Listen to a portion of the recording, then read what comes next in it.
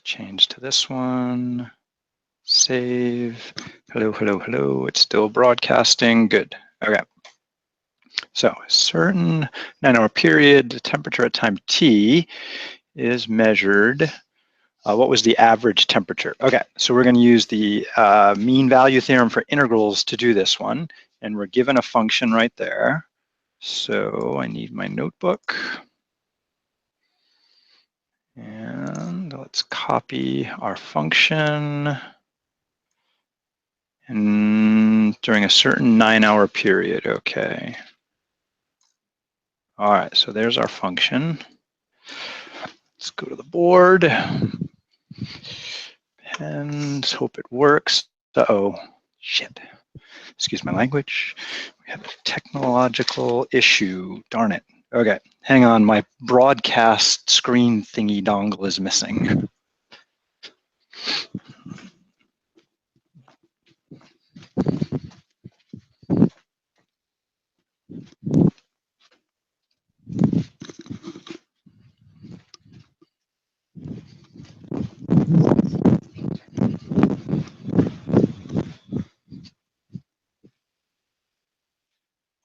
You guys are all addicts. You get 1 minute and you grab your cell phones. Yeah, you know, I was an addict too for a little while. Then my cell phone broke, and so I was without a cell phone for 2 weeks. And I'm trying to maintain the habit of not looking at it often. And so far, it's been 1 day since I got a new phone, and I'm succeeding. All right, let's see if this works. Yeah. 312 times in a day? Wow.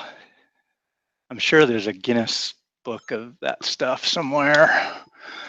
312.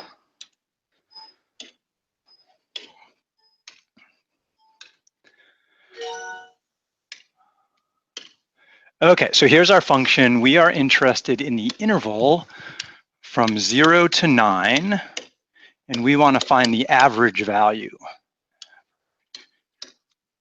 And average value is defined as, you know, if we had, you know, the temperature today and the temperature yesterday and the temperature the day before, we would add those up and divide by how many. Now here, this is a continuous function. Continuous.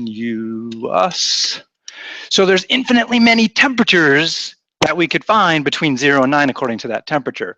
So the continuous version of average is you integrate over your function. Now, if you think about that, so let's just make believe this function looks like that right there. And this is 0 and that's 9. When we find the area, you could think of that as a whole bunch of thin rectangles all packed together. Each of those heights represents a temperature at a particular time. And essentially, we're adding those up. If we add up infinitely many of them, we end up with the area underneath, okay? So that's like adding everything up to get the temperature. Then you divide by how many numbers there were. Well, the best we can do there is to say, what's the length of our interval? How wide is this interval? Well, it's 9 wide. So then we would divide by 9, and that's how you define the average of a continuous function. Okay, it's the integral across the interval divided by the length of the interval. And there's a short video on this from yesterday too. So if you haven't seen that one, I highly recommend looking at it. I think it's just called average value. All right, so we have to find an antiderivative for 41 plus 6t minus 1/3 t squared. We're integrating with respect to time, and eventually we want to evaluate the boundaries from 0 to 9. So let's see, I'll squeeze an antiderivative underneath and then we can evaluate it. What's an antiderivative for 41? Or in this case, t, because t is our designated variable. Yeah, so it's a constant, so we just get a constant multiple of t. Plus, now 6 is just a constant, so really we're considering what's the antiderivative for t. Anybody remember? T squared over 2, nice. Yeah, so that's t squared over 2. minus 1/3 a constant. It just hangs on. What's an antiderivative for t squared? T cubed over 3, yeah. And so we'll get used to these just like you get used to the derivative formulas. And in this case, since it is a definite integral, I usually put square brackets around it and remind myself I need to evaluate it between 0 and 9. We always do the right-hand endpoint first. So now we have to plug 9 into that thing, and then we have to plug 0 and take the difference.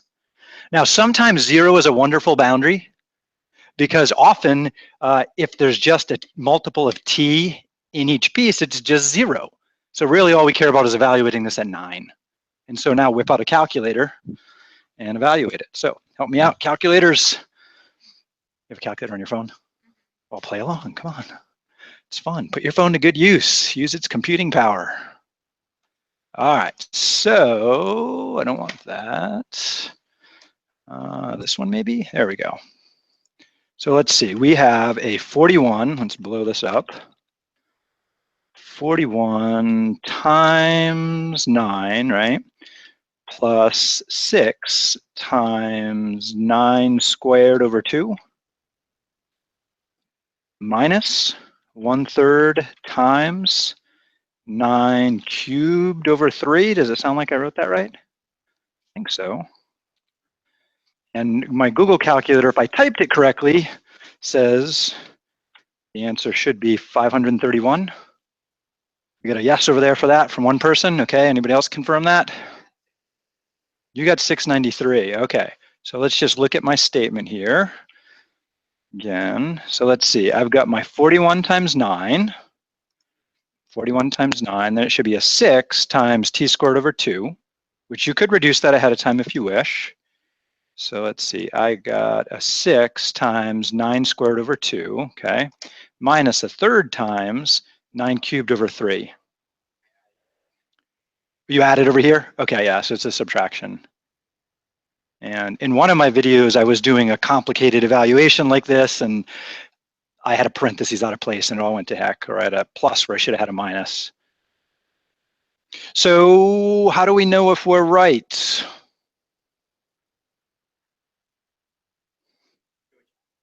We could check with something like Geogebra because it will evaluate the integral for us, right? And the other thing to check is, did we use the right formula? So, you know, we could go check in the book, what is the average value formula? And we'll see the average value formula is the integral divided by the width of the integral, the width of the interval. There we go.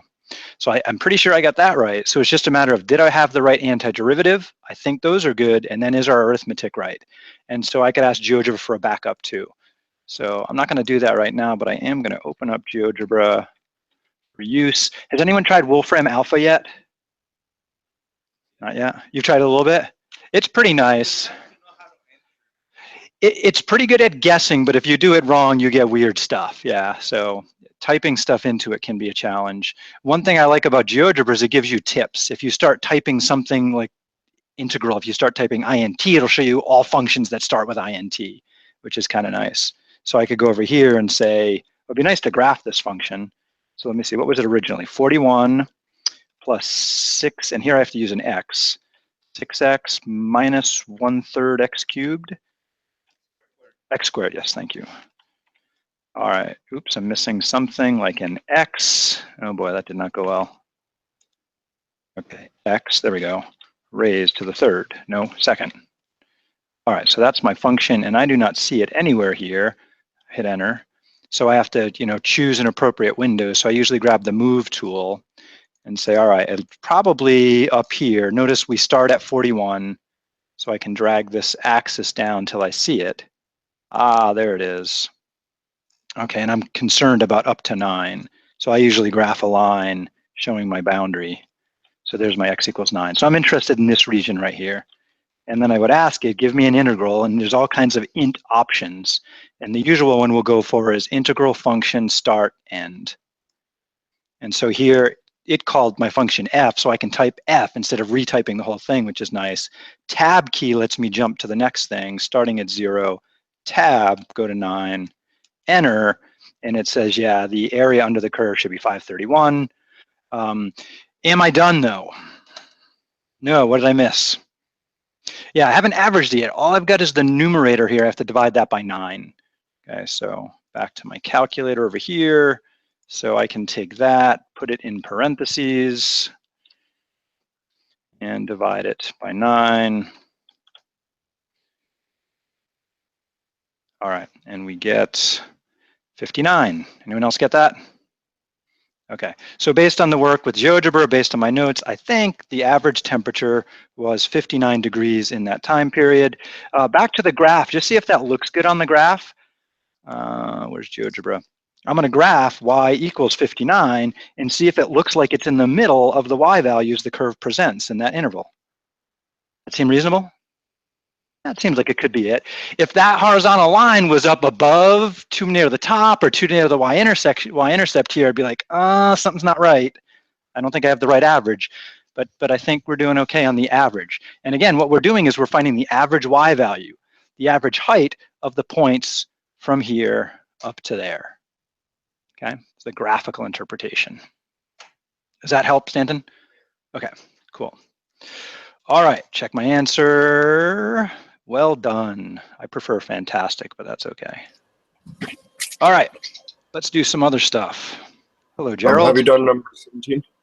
Number 17, let's see, I didn't hear that request. Let's go take a look.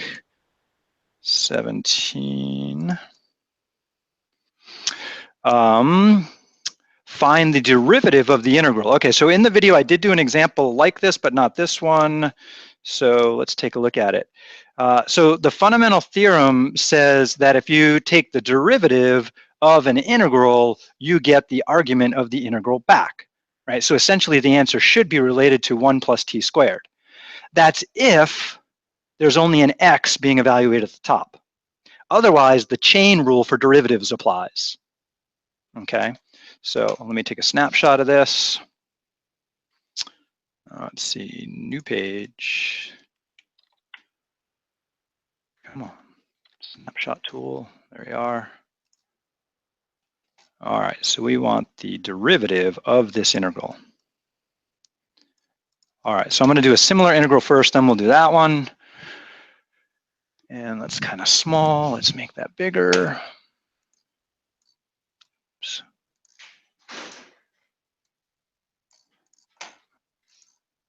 All right, so if I were to just take the derivative with respect to x of the integral from 0 to x of 1 over 1 plus t squared, and I prefer to put the dt out to the side. It always annoys me when they throw it in the top of the fraction. Then the fundamental theorem says a derivative and an integral are opposite operations, they cancel each other out. Now, the key to canceling each other out is that that has to be an x right there for them to cancel out if I'm taking the derivative with respect to x. If that's the case, then this should be equal to 1 over 1 plus x squared. Okay, no arbitrary constant because we differentiated that away. Now, if we replace this with anything else, so just for fun, I'm going to call it, let's do it in red. I'm going to call it u, and just make a note here where u is actually some other function of x. So basically, I have a function of a function, right? That's a composite function, and so the chain rule applies here.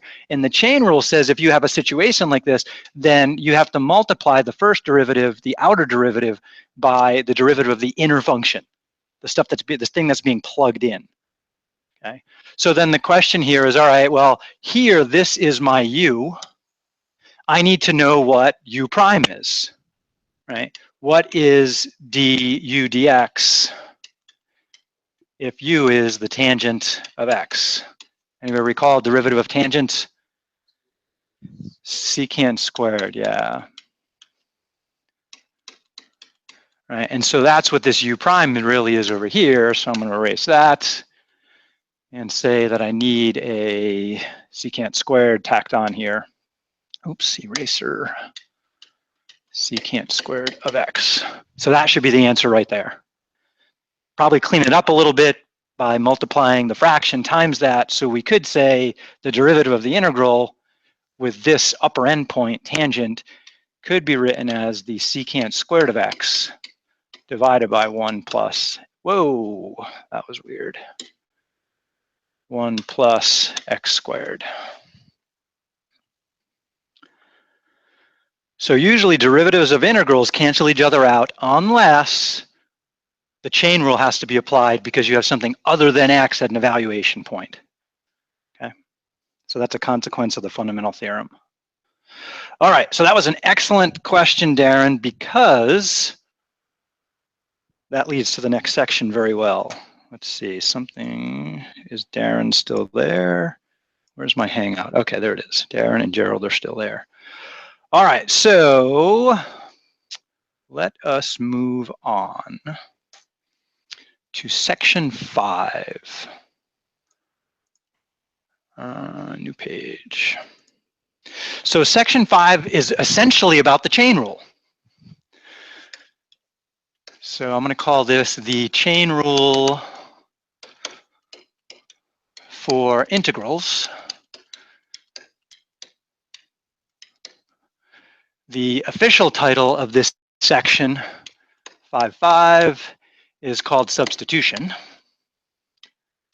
Substitution with definite integrals. We'll do some indefinite integrals here too. So I'm just going to state the general form of the chain rule, and I'm going to use some notation related to the antiderivative stuff we've been playing with, like capital F and little f kind of thing. So suppose I have some function f, and then we compose it with another function g of x. And then we take the derivative of that composite function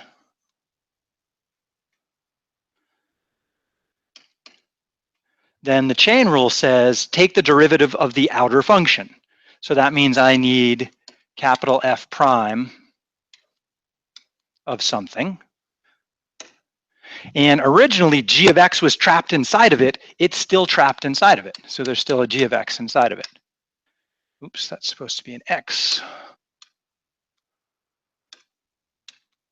All right. The chain rule says that you then have to adjust the rate of change by multiplying by the rate of change of g of x. All right, so that's the chain rule for differential calculus. The fundamental theorem says we can basically integrate both sides of this equation and get up a new equation. So the other version of this, according to integrals, would be, let's use red, that if I integrate the right side, f prime of g of x times g prime of x, and if I integrate that with respect to x, then I will get the original composition back.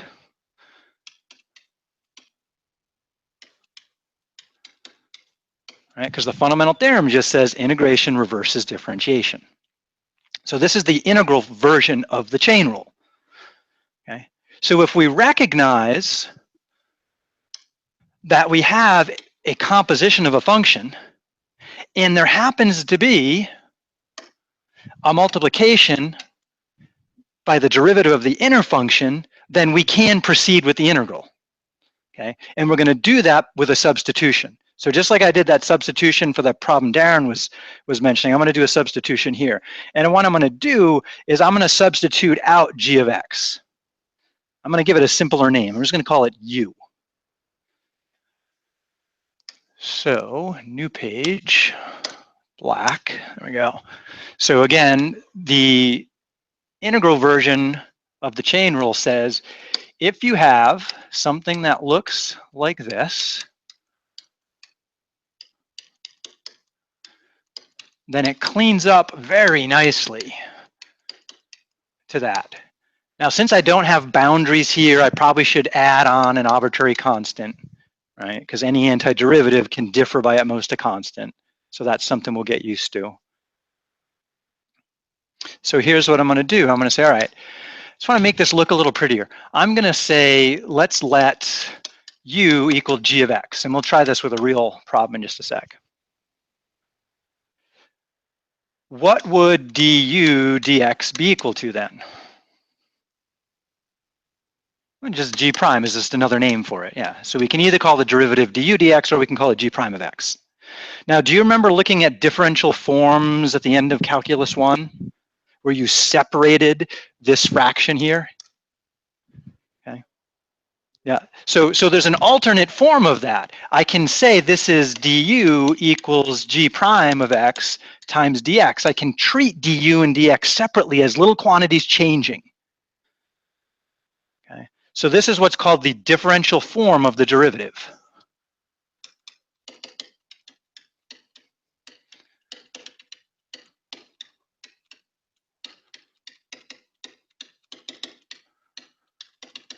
But I can use that differential form and the fact that I'm renaming g of x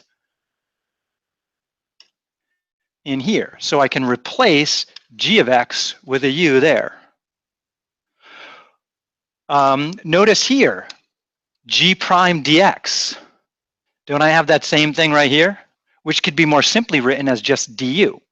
So if I do that, the integral on the left cleans up dramatically. It becomes the integral of f prime of u with respect to u. Much cleaner. On the other side, I would just say that is f, capital F of u, and then we have maybe plus some constant. Constant could be 0, but it might not be. So we're using a substitution to clean up the chain rule version, of the integral version of the chain rule. So consider the function sine of x squared and take its derivative, oops, with respect to x.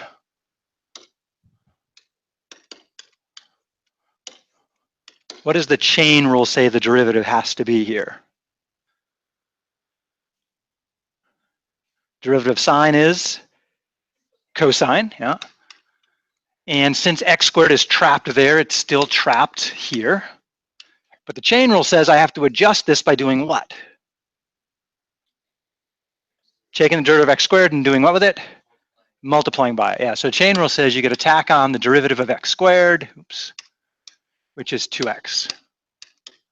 Now, if I rewrite this derivative equation as an integral equation, then it would look like this. If someone told me to integrate the cosine of x squared times 2x dx, I would need an antiderivative. What's the antiderivative of the cosine of 2x, cosine of x squared times 2x? It's sine x squared, yeah, right? Because when I move this way, it's called a derivative. And when I go this way, this guy's called an antiderivative. So natural antiderivative here is, hey, sine of x squared works.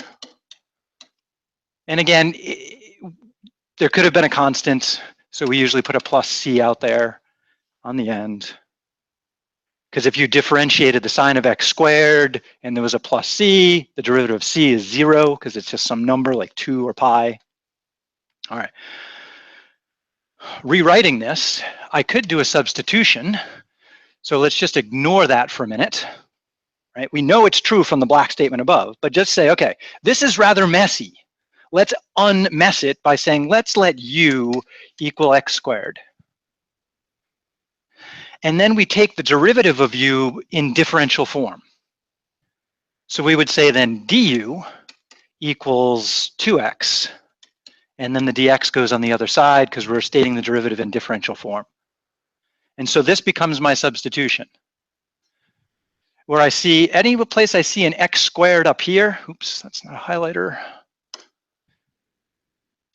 I'm going to replace it with a u. Anywhere I see a 2x dx, I can replace it with a 2x because they're equal. They're the same. So I can rewrite this as, let's try red maybe. This becomes the integral of the cosine of u And the 2x dx, what's another name for that? Is du. And an antiderivative for the cosine is the sine plus that constant. And then from there, once we get that antiderivative, and notice the red version is much cleaner and easier to look at, we can back substitute.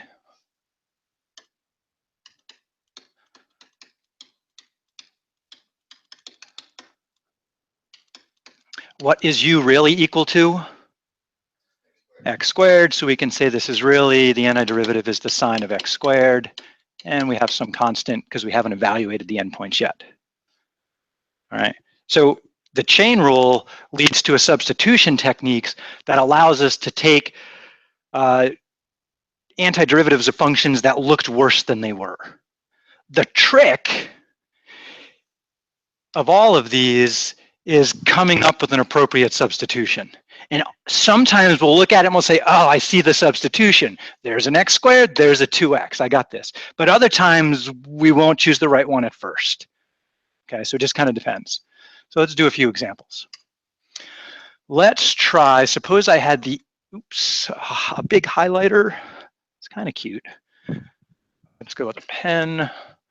The integral of, let's go from 0 to 5 of 3 times 3x minus 7 raised to the, how about the 9th power?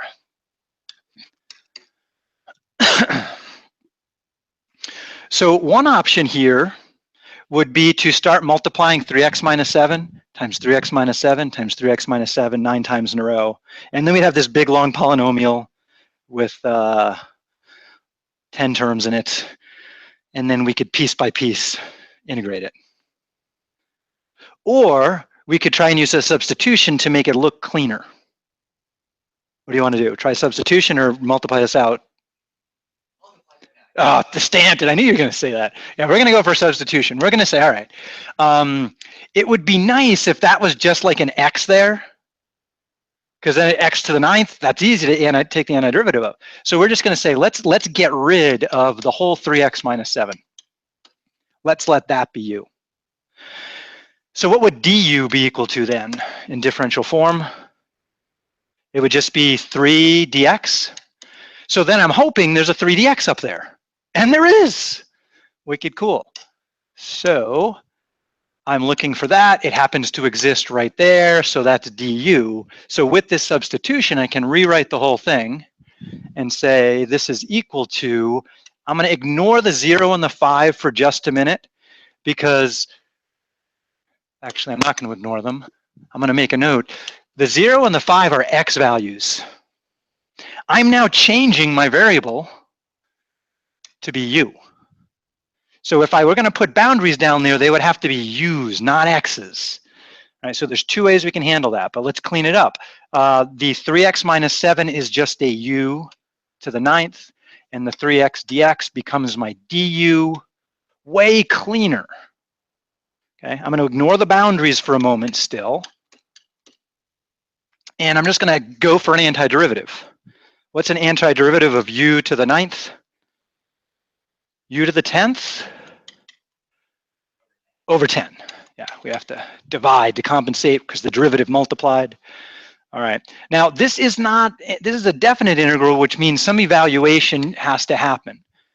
So at this point, I could either plug each of these x values in here to get the new numbers for u for the evaluation, or I can back substitute and say, well, remember, u is just 3x minus 7.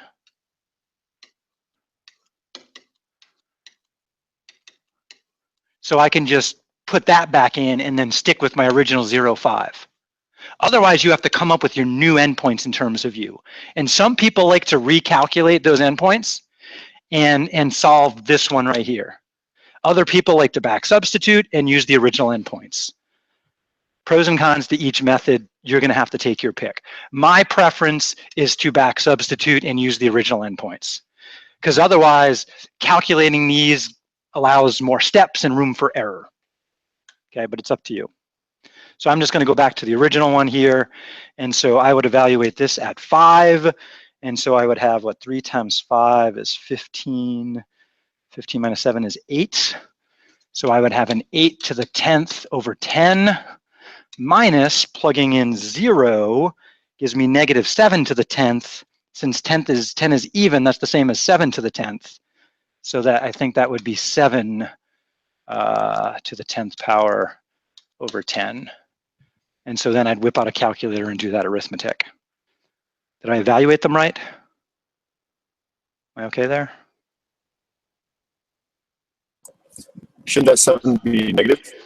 Or yes, it should. However, since the 10 here is an even exponent, the numerator will come out positive.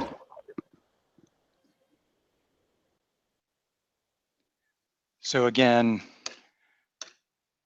negative 7 to the 10th power is the same as 7 to the 10th because 7's an even power. So that's why I didn't write that. All right, so we can whip out a computer and calculate this. So whip out your computers, whether they exist on your phone or elsewhere. So I have 8 raised to the 10th power over 10 minus 7 raised to the 10th power over 10. Enter.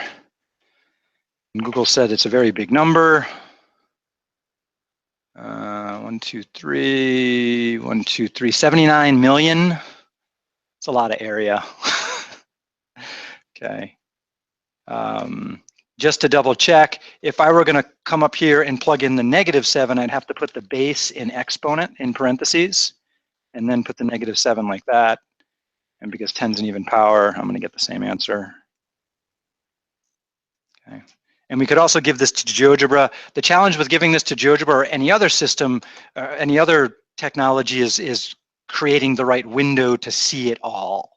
So I'm going to skip that one here because that would take a couple minutes, and I'd rather do another example. But I'm pretty sure that's the right answer. All right, let's try another one. Let's try the integral of 2x times the square root of x squared plus 9 with respect to x, and then we will evaluate that. Pretty sure that exists at 0 and at 1. So it looks kind of messy, but I see some promising things here. Like, what looks promising? everything inside the square root. Yeah, we got the x squared, we got the 2x, right? So it looks like I can do a substitution to clean this up a little bit, make it a little easier to take the derivative. So I'm going to say we have two options. We could say u is just x squared, or we could say it's x squared plus 9. I'm going to go for the whole x squared plus 9. What's the derivative of x squared plus 9? Just 2x. Yeah, so putting the 9 in there didn't hurt anything. It's okay. So that is du, and in differential form, we put a dx along with that 2x. Okay, and they are being multiplied. We're thinking of dx as a little quantity. And I have that in here. So I can rewrite this integral, and I'm going to ignore the boundaries for now, or just make a note. That's as x goes from 0 to 1. And now I just have the square root of u du, right? Okay. This, I think, would be better written. X is going from 0 to 1 of u to the 1/2 du, because then I can use the reverse power rule, which says increase the power. So that would be 1/2 would become 3/2. And again, in math, improper fractions are generally better than mixed numbers. So an antiderivative for this is u to the 3/2 divided by 3/2, right? Or we could say times 2/3. At the moment, I have endpoints of x being 0 and 1. And I like to put that x in there to remind me I've got two different variables floating around here. So then I back substitute. So this is 2/3 times parentheses, x squared plus 9 raised to the power of 3/2. And I need to evaluate that between 0 and 1. All right, so whip out your calculators, evaluate that. Let's hope we get the same answer.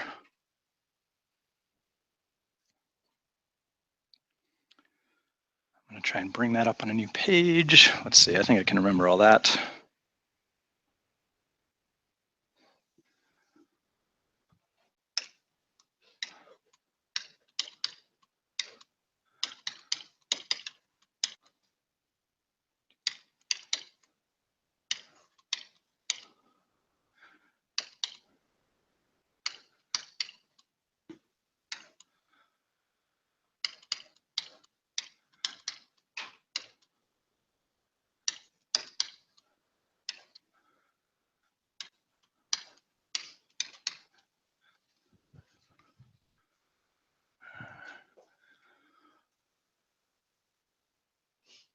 And there's not much I can do with the first part, so I'd plug it into a calculator. 2 in the denominator of the power means I have to take the square root of 10, which is an irrational number. Square root of 9, I can do that. That cleans up a little bit. Square root of 9 is 3. 3 cubed is 27. 3 goes into 27 9 times. 9 times 2 is 18. Yeah, so this whole thing right there becomes an 18. So otherwise, I have to whip out a calculator to get an exact answer. Sometimes we're asked for exact answers, in which case that's an exact answer. And otherwise, I whip out a calculator for an approximation. Anybody got an approximation for me? Any confirmations on 3.08? Got a bunch of yeses? Beautiful. And then if this were in the online homework system, we'd have to read the fine print. Do they want an exact answer? How do they want the exact answer to look? Sometimes they'll just say state an exact answer, in which case this should work just fine. Sometimes they'll say using square roots, in which case we'd have to rewrite that part as a square root. But I don't think it's usually that picky. Sometimes we just get to go for the product. It is that picky sometimes? Okay, my apologies for its pickiness. Oh, I also want to apologize. I didn't mean to make section 4 homework that long. Originally, when I started putting it together, I had 54 problems and was very impressed. I narrowed it down to 27. And I meant to go in and cut it in half one more time, but it slipped my mind. So I owe you guys something like a pizza or chocolate or a shorter homework in the near future. But I didn't mean for it to be that long. I want them to be under 20 problems generally, usually closer to 10. All right, let's do another one. Got a good one. How about the integral of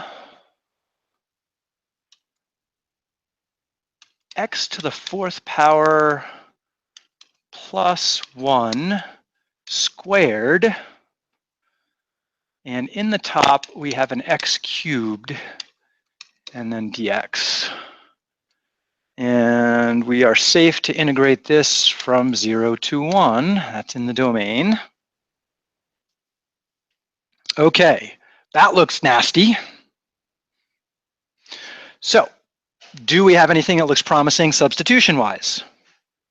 Yeah, we've got an x to the 4th here. Derivative x to the 4th is a 4x cubed, so I'm close. Wouldn't it be nice if that were a 4x cubed right there? Can I just multiply 4 into the problem? Sort of, if I also multiply by 1/4. Okay, so that's one way to handle this. Okay, there's another way I'll show in a sec. So I'm going to go for a substitution of, what do you think for the substitution here? Take the whole inside of the square. Yeah, the x to the 4th plus 1. Yeah, if we can get rid of those plus 1s, plus 9s, we should do that. And let's see, I'm going to move this up here out of the way. All right, so we're going to say u is x to the 4th power plus 1. So du would just be equal to 4x cubed dx. Okay. So throwing in the red multiples like I did is one way to deal with this missing piece right there. The other way to deal with it, so I'm just going to erase this 4 and that 1/4 for a second, is to just note when you're looking at the problem is, well, I'm close. I've got the x cubed, I've got the dx. So I could just rewrite that substitution and say, well, that is equivalent to 1/4 du,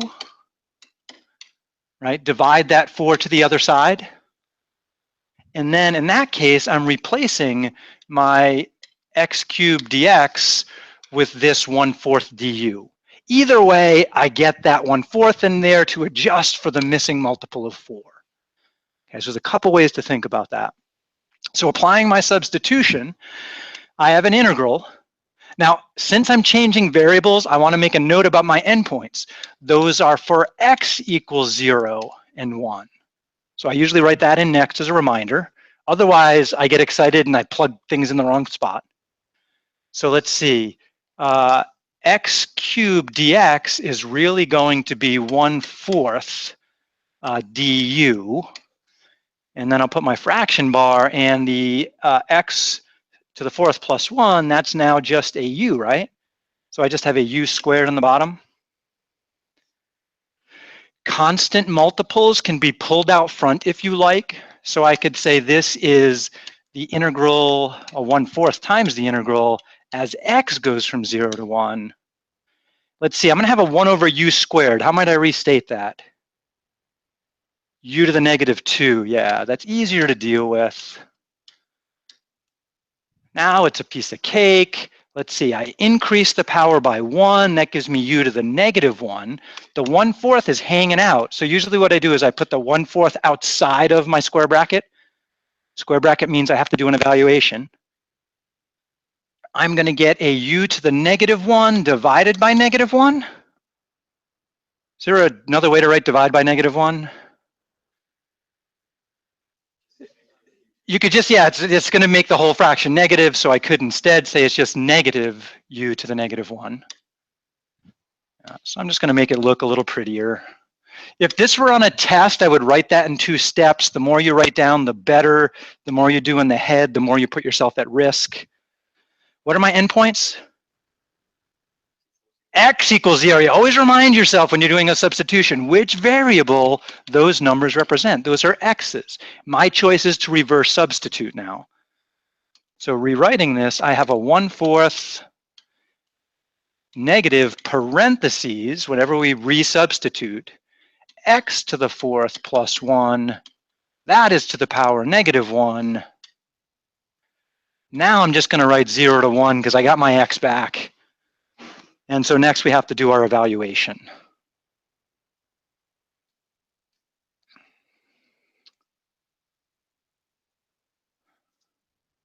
Another thing I would write down when I'm doing my evaluation, I would probably rewrite that as a 1 over. Okay. So here's what I'm going to evaluate on the next page. Oops, wrong direction. I've got the 1/4 chilling out front. I've got, I'm going to say it's -1 over x to the 4th plus 1. Since it was to the first power, I don't have to put parentheses around it. And now I can plug in my boundaries. 1/4, and then usually I write a curly bracket in case it's complicated. Plugging in 1, I get, what, -1/2 for the first evaluation, minus, and if there's a bunch of negative stuffs floating around, I'll often put an extra parentheses to be safe. -1 over 1. All right, so let's see, that gives me -1/2 plus 1, which is really 1/2 times a 4th. So I think the answer is 1/8. Is that what you guys getting? You got 1/8 too? All right. So we're going to check ourselves. I think this one is more easily graphable. So we are going to try and graph this in a program, Geogebra or your calculator. This is the function we're graphing. right there. It's a complicated rational function. See what we get.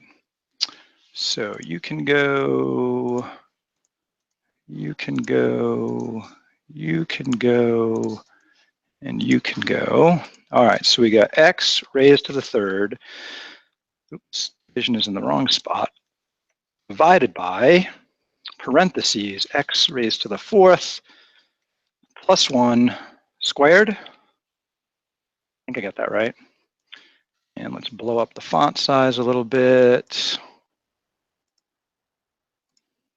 All right, so I think that's my function. Enter. And okay, it's way down here, so I'm going to adjust the axes. And I just need to see this between 0 and 1. Okay, notice my scale on the y-axis here. Right, it only goes up to about, what, under 0.3. So I do have a small area here. It's not very big. So I'm just going to ask Geogebra to now integrate that. So I want to see the integral. And I love that Geogebra draws the shades it in for me too. That always makes me feel good. So I'm integrating f as we go from what, 0 to 1. Uh-oh, something's wrong. I grabbed the wrong thing. Integral, it added an extra term. I must have choose the wrong one. Ah, shit, oh dear. Love it. Okay, there we go. And this says 1.3. 1.8 is, 1/8 is 1.25, 0.125, if I remember right. And remember, I can always ask Geogebra for more rounding. Like I think Samantha likes 15 decimal places. That makes her happy. All right.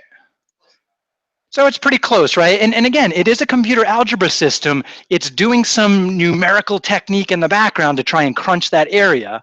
Okay, there are some programs that actually do the calculus and come up with antiderivatives. GeoGebra is not doing that.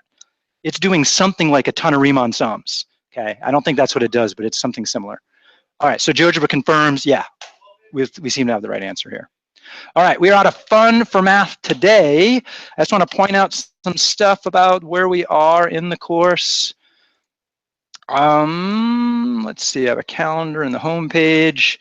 The test may still be next, a week from today. We'll see how Monday goes. So this said we were supposed to start 5.5 yesterday. We didn't. So due to the snow day, I decided not to record any new material. I just did homework problems basically on 5.4. So I have 2 days for 5.6. 5.6 is more substitution related to different kinds of area problems. So like the problem that Stanton asked about number 23 in the homework, there's a recording about that. We're going to do more problems that combine that kind of problem with this substitution stuff. So it could be we might still be on track. It might be we're going to push that exam till the 30th, that following Monday. We'll decide that next Monday. So I'm going to do a study session tomorrow at 11. If anybody's around, join me online or in person. Otherwise, just let me know if you have any questions. Have fun, do good math. Be safe on those roads.